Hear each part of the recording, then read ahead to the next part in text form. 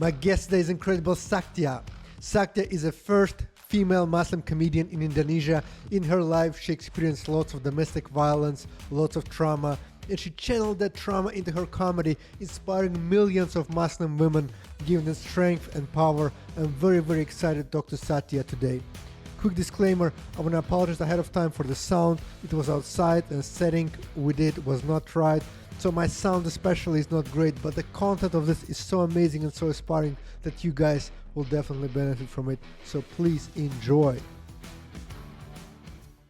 You're a Muslim woman raised in a very conservative family. Indeed. I was born and raised in a conservative Arab descent community. I usually joke on stage, to put it in perspective, living as a woman in my household is like living in a pandemic. Like, stay at home, and when you need to go outside, cover up. Cover up. I'm ready, covering from top to toe, and not shaking hands with boys, I like that you're speaking about that. A lot of people are afraid to speak up about it. Yeah. Does it feel unnatural, or because you were raised in that condition for a long time, you accepted this as completely normal? Well, there are things that I'm against. For instance, many of the girls in my community got married at quite a young age, and they're not able to continue their education. Sometimes, domestic violence is somehow normalized, and I criticize this because women are considered as inferior, or, well, probably not inferior, but needs to be educated or disciplined. On the other side, though, we cannot just view a community as, oh, okay, you are coming from this particular Muslim community, that you are inherently violent, for instance. Yeah. There is, of course, things that that I am criticizing from the community, but it has been a blessing as well to live in such a close-knit community that supports each other. So my idea is really speaking out of love, and respect to the community as well, and doing it through humor allow me to do the dialogue in a more, not blaming and not pointing fingers, just sharing my experience with my dad, For example, my dad, on the one hand, the way he raised me was quite, restrictive and limiting. In one of my performances on stage, I said, when pandemic hit, my father was ecstatic. He said, you see, government agrees with me. Women should stay at home. Yeah. And I said, no, Dad, it's for everybody. And and that's how I would joke about it. But on the other hand, he was also the one introducing me to comedy, to music, to books. So I was not allowed to go outside, but there were access to educations, to informations that my parents provided me with early on, and I wouldn't be a person that I am today if it weren't because of that complication, I guess. Sure. Yeah, it's always easier to blame. But then again, everybody has their own life, their own conditioning. They have their own level of emotional maturity. So sometimes we tend to expect from people who are raised a certain way and didn't have access to certain things, and they have certain habits and conditions. We expect them to be different, where it's very hard. Whereas some people break out of it, break out the templates and patterns of their life, and become, as yourself, comedian and activist and impacting the world. Some people are not capable to break free of those traumas that they acquire themselves, and they, I guess, pass it forward, I guess. Yeah, pass it forward. Yeah. So you said, what I read about it, that you experienced domestic violence yourself. Yeah. How did that shape you, and how did that showed itself, I guess, as somebody who haven't experienced domestic violence? Yeah, I experienced domestic violence. I witnessed my mom. Yeah, it's not easy to it's not easy to talk about it, but there are at least two ways that it shaped me. I couldn't deny that I am, a person who are afraid. Like, I was acknowledged as like Indonesia's first Muslim stand-up comic. You must be brave. You must be. I remember the title of my TEDx Ubud talk, so we're in Ubud now, was The Bravest Coward. Oh, wow. That's a good title. That was, I think that was and still is how I would partly define myself. The cowardice part is, violence impact you in so many, different way. Violence doesn't only, stays in your head as memory, but it stays in your blood. And it impacted me to a certain extent that I can still, partly identify myself as a person who is afraid.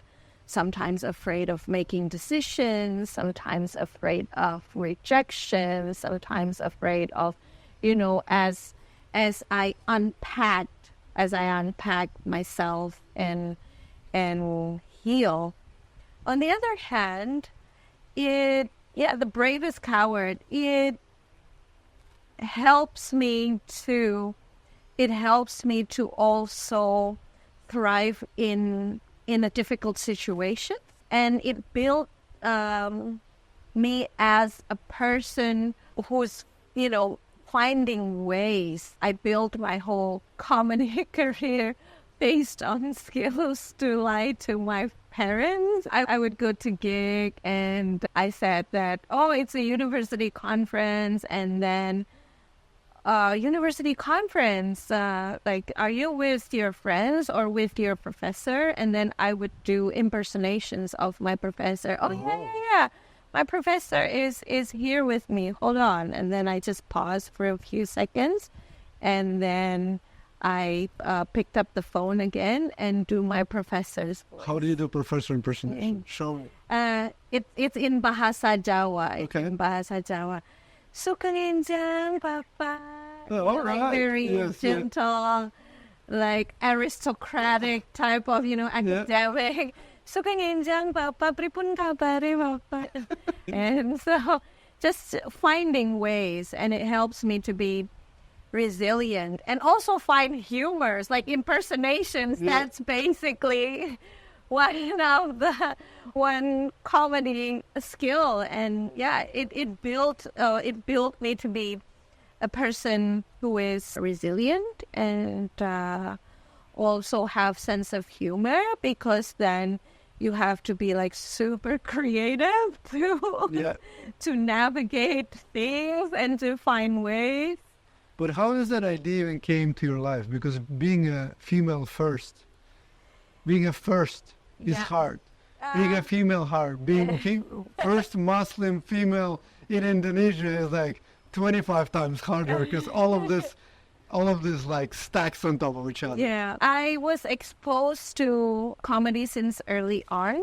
I live in contradiction, Anatoly. Okay. I live in contradiction. I would say that my father, especially, God bless him, he passed away already. He's the biggest source of my happiness and wisdoms and knowledge and education, but also pain and fear. And how would you reconcile that? If I think love is the only answer, to reconcile both. I love my father. Yeah. Together with my mom, who passed away last year as well. So both my parents passed away. Both of us were a caregiver for my dad for 5 years when his health was declining. It was down with diabetes and several complications, diabetes related. I love my father. I love the Muslim community that that I was raised and I'm still in. I love Indonesia. Like, oh my God. This is beautiful that you were able to reconcile and you're able to turn the trauma. And I'm putting words in your mouth, but this is how I see it. So you had this deep trauma that you could have put into anger and resentment and close down. But you decided to find a channel how you can heal yourself while also speaking to people who are suffering the same as you are, and you're bringing them comfort and peace. And even for a moment, you see somebody else from a stage, understand them, are in their shoes, and they can be inspired to also do what they feel is right. I certainly hope so. I didn't know that is what I have been doing, but I certainly hope so.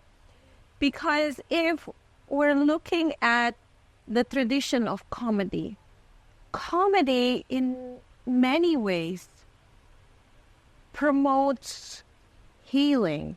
Of course. I get a lot of inspirations, for instance, from Muslim comedians, how they challenge prejudice post 9/11. And it has been going on for centuries. Great comedian Dick Gregory, he's African American. He was, performing during the civil rights movement, the segregation in the 60s at that time. And he, in his skit, said that, so I went to a restaurant for white people. The waiter said, I'm sorry, sir, we don't serve black people. And he said, oh, that's okay. I don't eat that. Give me chicken. That was quoted in so many academic journals and academic books on how powerful comedy is. 2 sentences. Yeah. 2 sentences, and it becomes, it's rarely talked about because we are just comedians. Of course, we are not, Dr. Martin. I think it's not talked enough. Yes. Yeah. And in Indonesia as well, there's this traditional Javanese joke how you can make one egg last for a month. And then the comedian said, you cook it and then you peel it and then you get rice and then you get some salt and then you eat the rice and then you take the egg and then you smell it and then you put it back, put it in the fridge, and then you keep doing that for a month. It was hilarious when it was performed because it's like a comedy skit, if you are familiar with Indonesian culture. It was empowering. It was, and it still is, very empowering. Oh, you can talk back to life. Yeah. We are not victims of our own story.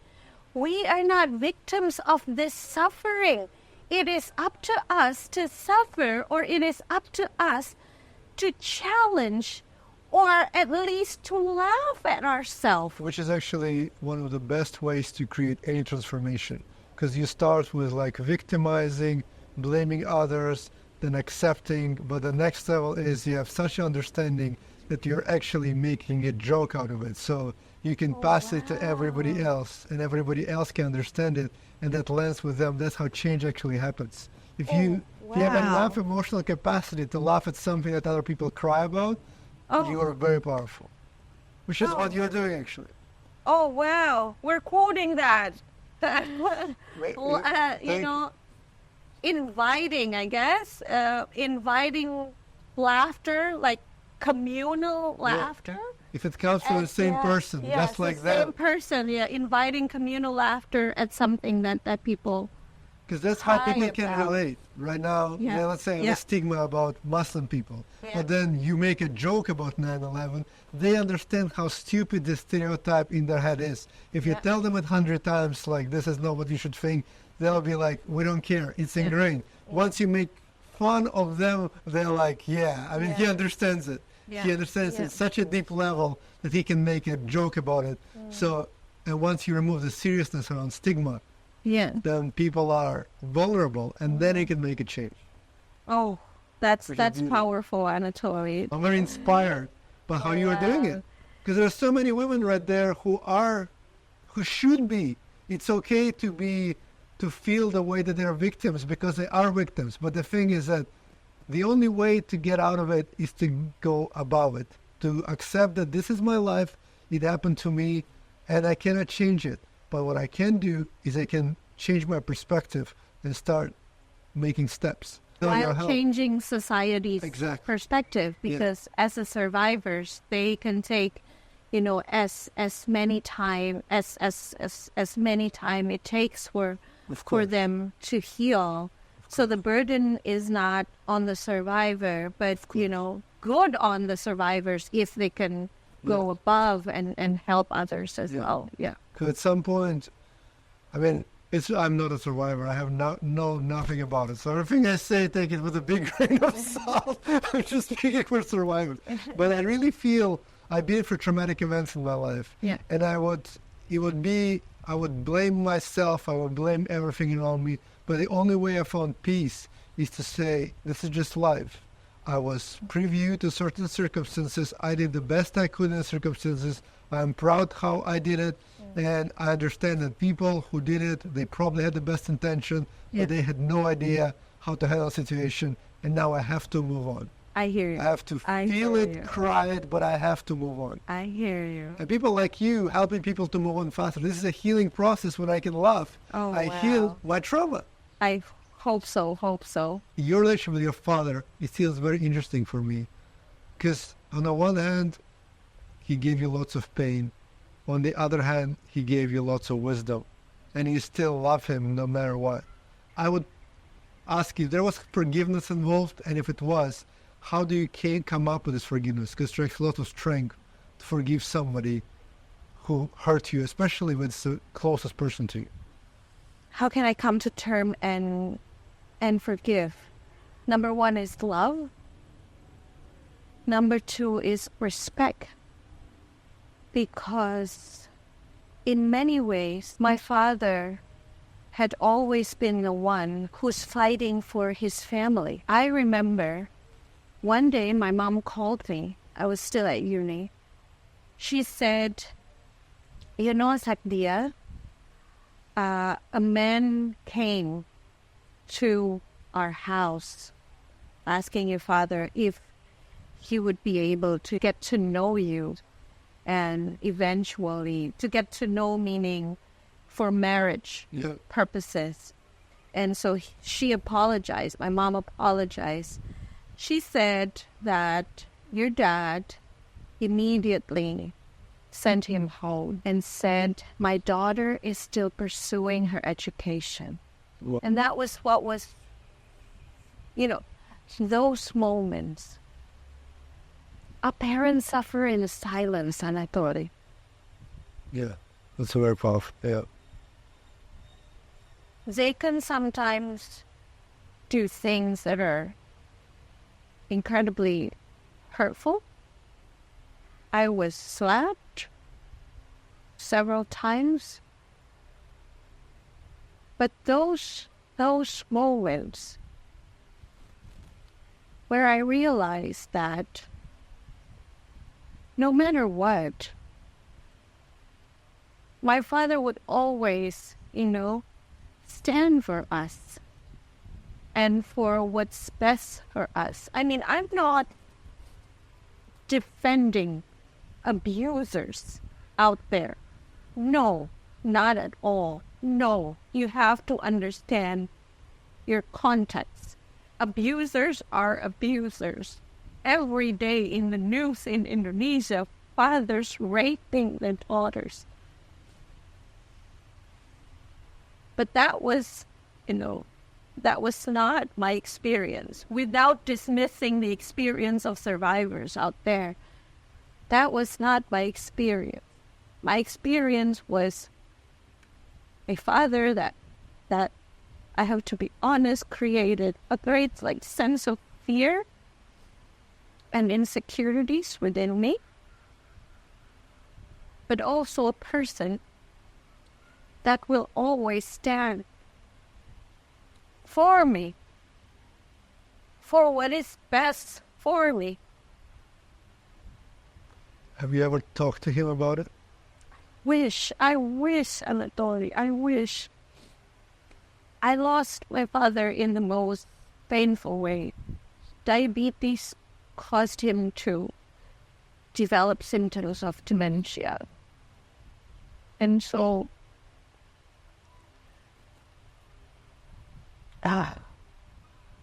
I think I have to also come to terms with that right now in my new life with my husband and my daughter and my family. Now that I don't have, both of my parents have passed away, that I couldn't have everything in this lifetime. I'm very grateful that in Islam we strongly believe in the hereafter. So I just hope that, I don't know, in the hereafter I could see my dad in his best condition. And I said I love you to him. And he said that he's proud of me. So powerful that somebody experiencing violence is finding courage to talk about it and express love and go from love.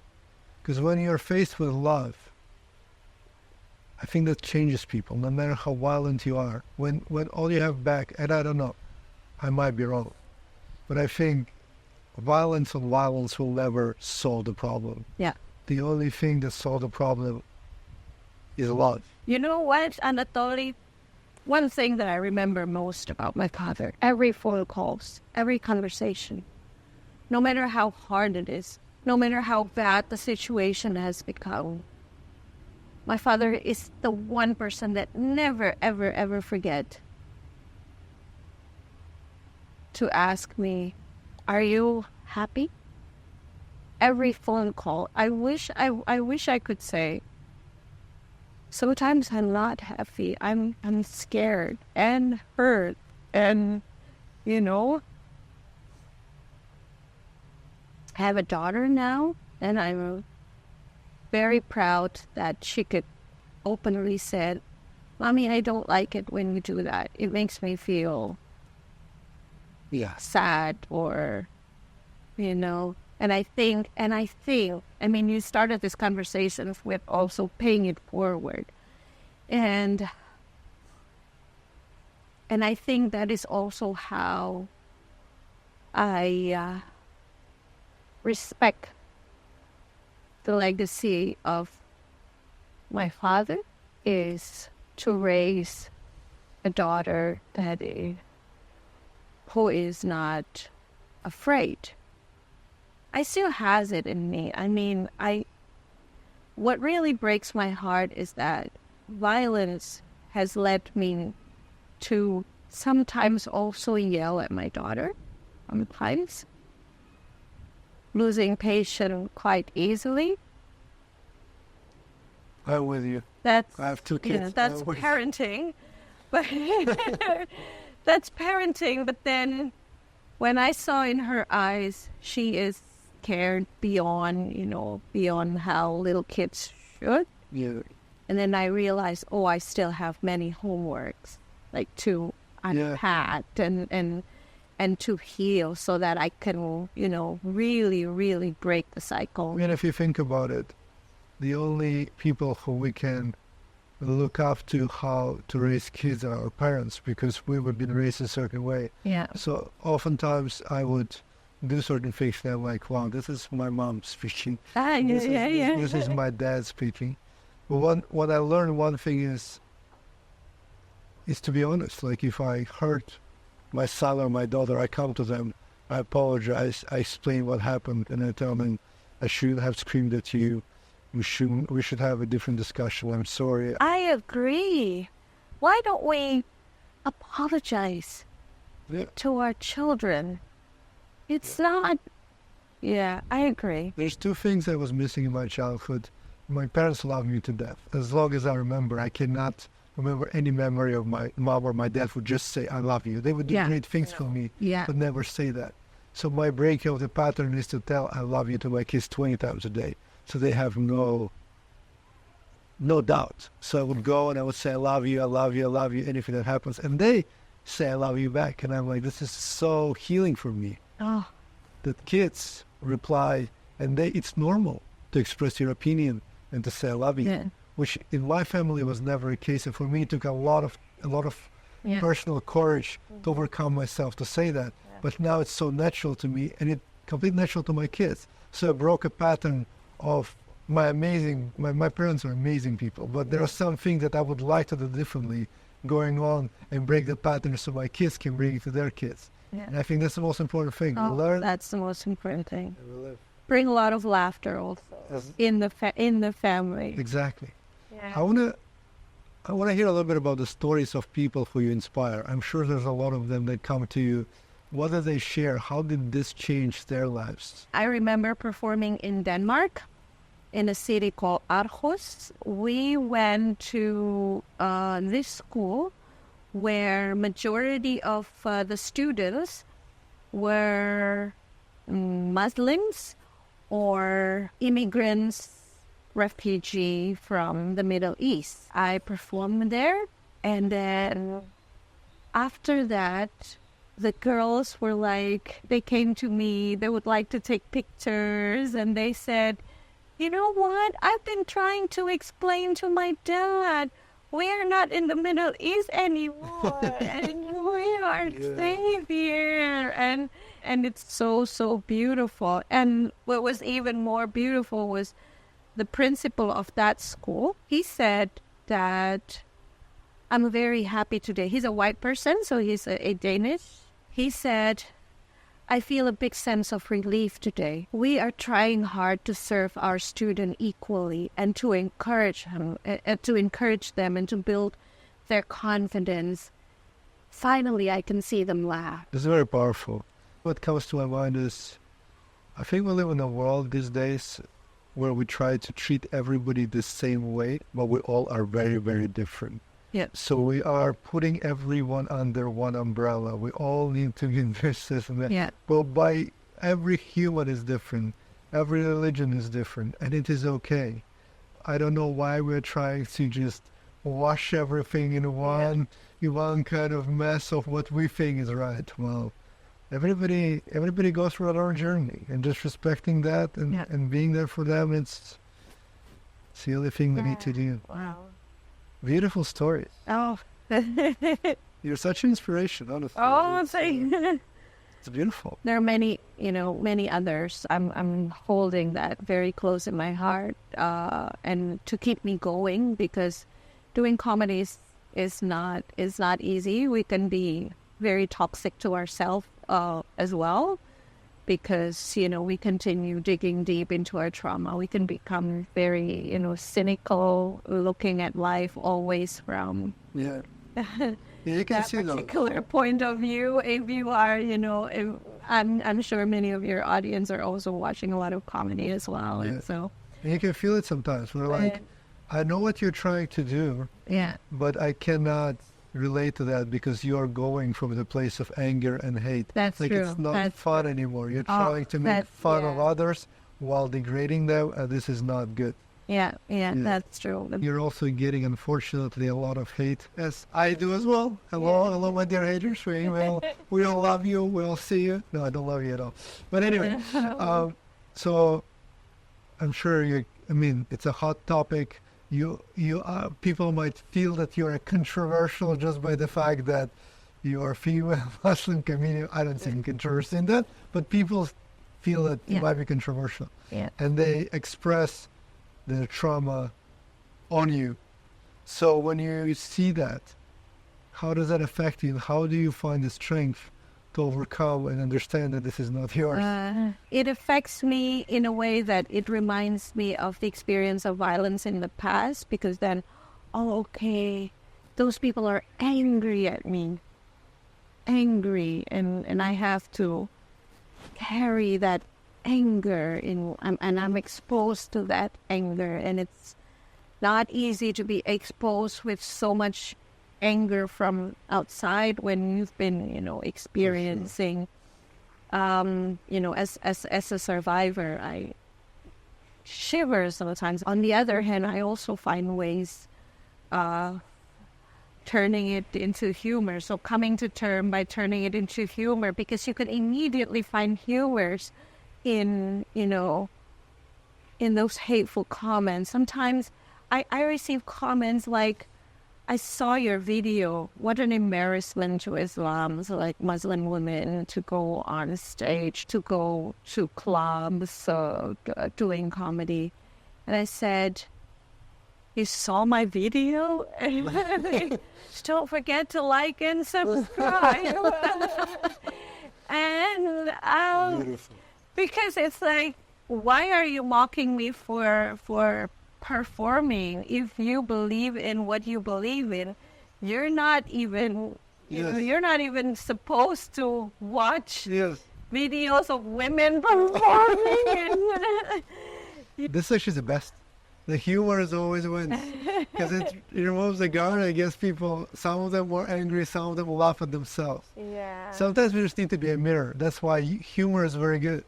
Yeah. You can just toss it into the mirror, then they see themselves, they understand how stupid it is, and then that's it. The guard is down. Yeah, hopefully.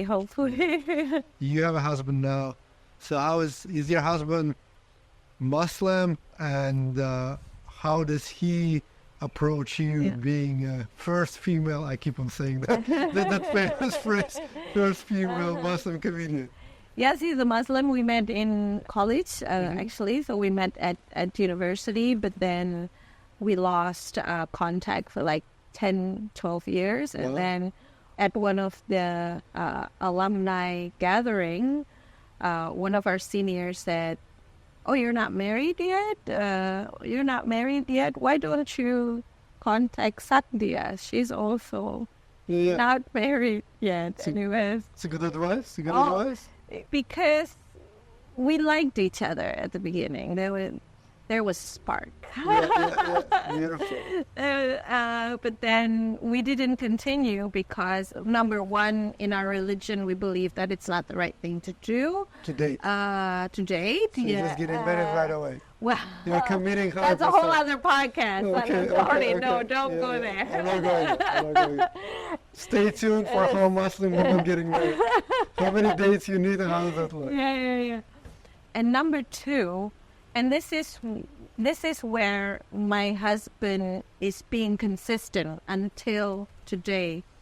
He said, "You have your future ahead of you. I don't want to burden you with the complexity of having a relationship and thinking about where is this relationship going." And I learned later on when we meet again that he never, dates anyone, because from the very beginning he believed that we're going to be together.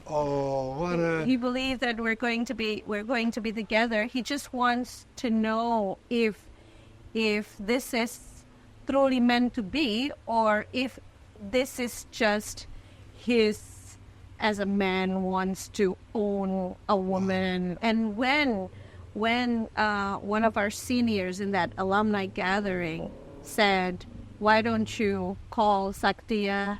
She's also, not married yet," he knew it. Yeah.